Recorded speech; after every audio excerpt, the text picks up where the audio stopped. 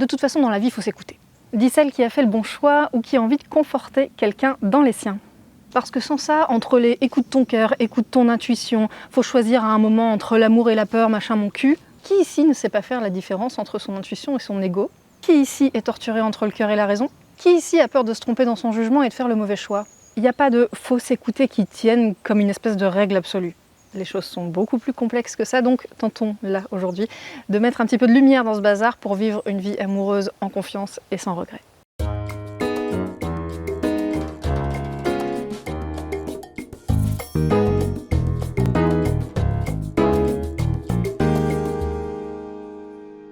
Si tu me découvres avec cette vidéo, je m'appelle Gaëlle, je suis coach en relations amoureuses et si on a parfois du mal à s'écouter, c'est parce qu'il y a un conflit à l'intérieur de nous.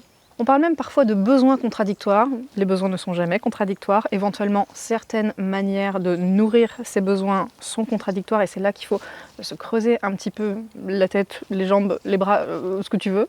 Liberté et engagement ne sont pas contradictoires par exemple. Seules certaines manières de vivre la liberté et l'engagement peuvent être éventuellement contradictoires ou ne pas aller avec la personne avec qui ça nous arrangerait que ça aille. Mais encore heureux que l'engagement c'est pas synonyme de prison et qu'on peut vivre de l'engagement tout en se sentant libre. Si tu veux y voir plus clair sur les notions de besoin, je t'invite à télécharger ma fiche des sentiments et des besoins qui va justement t'aider à identifier ces besoins-là qui sont souvent confondus avec les manières d'y répondre. Et si tu veux y voir plus clair sur les notions d'engagement, j'ai fait un petit programme qui s'appelle l'engagement serein. Tu le retrouves aussi dans la description. La fiche des sentiments et besoins est gratuite et elle est offerte avec une mini-formation qui l'accompagne pour t'apprendre à l'utiliser. Le programme l'engagement serein est payant, mais les deux sont très complémentaires. Alors on serait tenté de dire qu'il faut écouter ses ressentis. Après tout, un ressenti, c'est pas une histoire qu'on se raconte, c'est pas une voix qu'on peut taire. Il y a quelque chose de plus palpable, c'est une réalité qu'on vit, on le ressent. Et donc quelque part, comme on en fait vraiment l'expérience, on donne à nos ressentis plus de crédit. C'est pas une bonne idée pour autant, du moins pas toujours, il y a un tri à faire dans nos ressentis, on va voir pourquoi. Et surtout, il y a une responsabilité à prendre. Il y a quelques années, j'ai rencontré quelqu'un, j'en ai déjà parlé à plusieurs reprises sur cette chaîne, et avant d'entrer en relation avec lui, j'ai eu peur d'être manipulée. Et j'étais surprise parce que ça faisait pas partie de mon histoire. Or, on a peur de ce qu'on connaît. Et moi, je connais pas la manipulation, ça fait pas partie de mon histoire. J'ai découvert plus tard que c'était mon intuition. J'aurais pu me dire, merde, j'aurais dû écouter mon intuition, mais c'est pas ce que je me suis dit. J'ai pas écouté mon intuition parce que j'avais rien pour la valider. C'est pour ça que ça s'appelle l'intuition et que ça s'appelle pas un fait.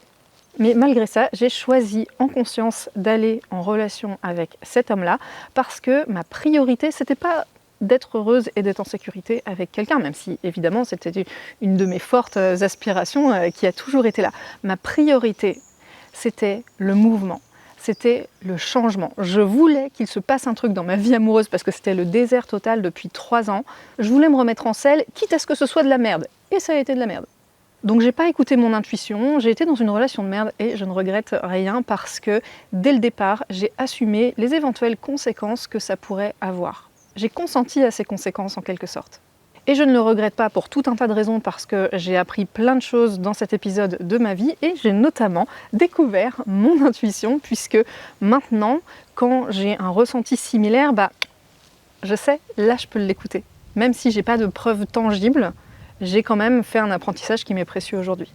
Parce que j'ai fait cette expérience que j'ai ensuite validée, je peux aujourd'hui m'appuyer sur cette expérience pour faire preuve de plus de discernement et quand je sens un truc qui ne me va pas, là, je sais qu'il y a un warning à écouter.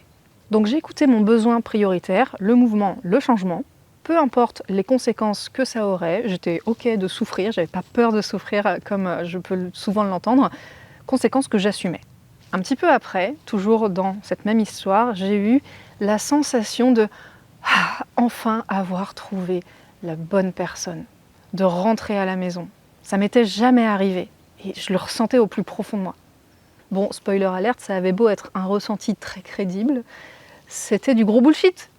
Donc déjà, rien que sur ces 2 exemples, on peut voir que malgré le fait qu'un ressenti soit palpable et crédible, quels que soient les éléments qu'on ait pour vérifier, valider ce ressenti, en fait, tout ça n'est gage de rien, on ne peut pas vraiment se reposer là-dessus pour se positionner. On a deux ressentis, un qui est désagréable, un qui est agréable. On choisit d'écouter celui qui est agréable, mais c'est pas parce que c'est un ressenti et qu'il est agréable qu'il est gage de quoi que ce soit. Alors on écoute quoi? Parce que si tu t'embarques dans une histoire pleine de red flags que tu ignores parce que il y a une certitude au fond de toi, parce que l'alchimie est là, et que ça te fait dire que c'est ta flamme jumelle, que tu te dis non mais de toute façon l'amour c'est du travail, etc. Tout ça, des choses que je me suis dit pour valider, me donner de bonnes raisons de suivre cet élan. Ou encore que tu restes dans une relation qui est toxique parce que ça te donne la sensation très crédible que tu vas mourir si tu quittes cette personne. On voit facilement comment c'est pas dans ce genre de cas qu'il est bienvenu de dire faut s'écouter dans la vie. On voit toujours que non, c'est pas si simple. Alors, bien sûr, voilà, il y a les petites voix, les machins, mais justement, c'est hyper compliqué de faire le tri entre les petites voix, celles qu'on a envie d'écouter, celles qu'on n'a pas envie d'écouter, les ressentis qui sont là, qu'on ressent, qui sont très crédibles, et puis, en fait, il y en a qui sont fiables et d'autres qui sont pas fiables, enfin, c'est le bazar. Et c'est pas juste, soit tu choisis l'amour, soit tu choisis la peur, sous-entendu, faut choisir l'amour. Il y a des peurs qui nous alertent d'un problème potentiel, d'un danger potentiel. Ma peur d'être manipulée, là, mon intuition, je veux dire, c'est pas la peur ou l'intuition, c'est la même chose.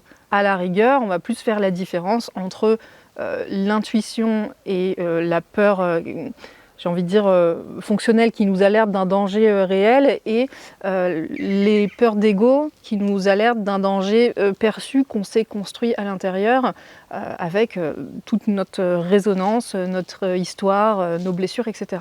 Qui sont en train de projeter, de voir du danger là où en fait il n'y en a pas. Mais bien sûr que parfois la peur, elle nous dit voilà ce qui pourrait arriver si tu ne fais rien, si tu ne prends pas les choses en main. Et c'est pas des peurs à éclipser sous prétexte qu'il faudrait suivre son cœur, son élan d'amour ou je sais pas quoi. Ces peurs-là, il faut pouvoir les accueillir et trouver des solutions aux problèmes que ta peur te montre. En gros, qu'est-ce qu'on peut faire d'intelligent pour que ça n'arrive pas ou qu'est-ce qu'on peut faire d'intelligent si jamais ça arrive.